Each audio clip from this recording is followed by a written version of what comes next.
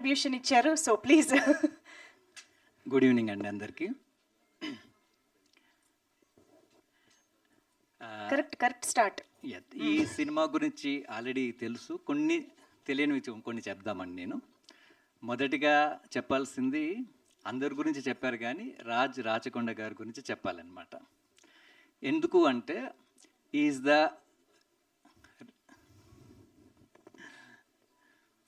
Rarest of the person అనొచ్చు మనం. అంటే ఎలా చెప్పొచ్చు అంటే, ఇప్పుడు మనకు ఆల్రెడీ తెలుసు, ఇప్పుడు మన ఇండియా పాకిస్తాన్లో ఈ గొడవలు అవుతుంటే ఆ పాకిస్తాన్లో ఉండే వాళ్ళ అందరూ కూడా ఒక మనస్తత్వంతో ఆలోచిస్తారు. ఇక్కడ ఇండియాలో ఉండే మనం ఇంకొక మనస్తత్వంతో ఆలోచిస్తాం. అంతెందుకు, ఇప్పుడు నార్త్ ఇండియన్స్ ఒకలా ఆలోచిస్తారు, ఇక్కడ మనం ఉండే సౌత్ ఇండియన్స్ ఒకలా ఆలోచిస్తాం. దీన్ని మనం గుంపు మనస్తత్వం అంటాం. మనం అంటే ఒక ప్లేస్లో ఉండేవాళ్ళు ఒకేలాగా ఆలోచించడాన్ని. అదే ఇప్పుడు మనం సినిమాకి వచ్చేసరికి, సినిమా ఈ టెంప్లెట్లో ఉంటే నడుస్తుంది, ఇలాంటి సినిమాలే చూస్తారు జనాలు, ఇలాగే తీయాలి అని సినిమా ఫీల్డ్లో కూడా ఒక గుంపు మనస్తత్వంతో సినిమాలు తీస్తాం. ఇందులో ఏది కరెక్ట్ ఏది తప్పని కాదు, మనస్తత్వం గురించి చెప్తున్నా. ఆ గుంపు మనస్తత్వం నుంచి వేరుగా వెళ్ళి తను ఇలాంటి సినిమాలు తీస్తూ ఉంటాడనమాట. విచిత్రం ఏంటంటే, తను సినిమాలు చేస్తాడు అంటే, మన రెగ్యులర్గా ఒక సినిమాలో డైలాగ్ ఉంది, వచ్చాడు కొట్టాడు వెళ్ళాడు రిపీట్, వచ్చాడు కొట్టాడు వెళ్ళాడు రిపీట్ అని ఉంటుంది కదా. అలాగే తను యూఎస్ నుంచి వస్తాడు ఇక్కడికి, సినిమాలు చేస్తాడు. సినిమాలు చేసేటప్పుడు అంటే తను ఏదో డబ్బులు చాలా ఉండి సినిమాలు అలా చేసే పర్సన్ కాదండి.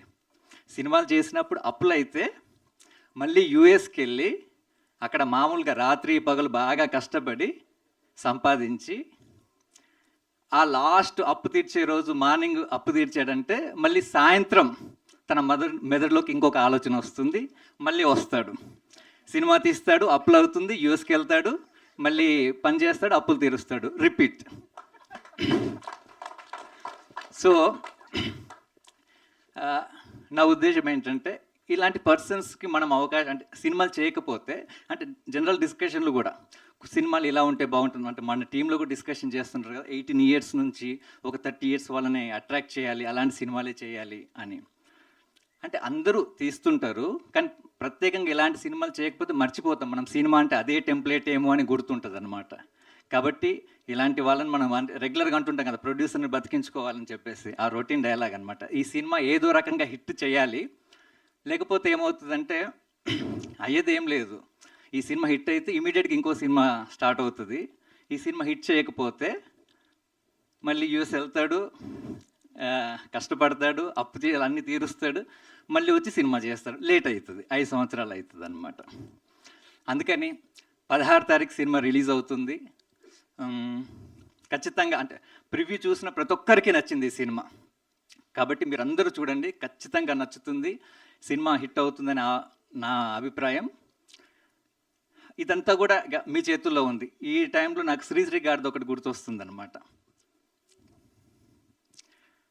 నిప్పులు చిమ్ముకుంటూ నింగికి నేను ఎగిరిపోతే నివిడాశ్చర్యంతో మీరు, నెత్తురు కక్కుకుంటూ నేలకు నే రాలిపోతే నిర్దాక్షిణ్యంగా మీరే. ఈ సినిమాని హిట్ చేస్తే అలా ఉంటుంది, మీరు చూడకపోతే ఇలా బాధపడతాం. Thank you so much Mahesh గారు. ప్రణీత్ గారు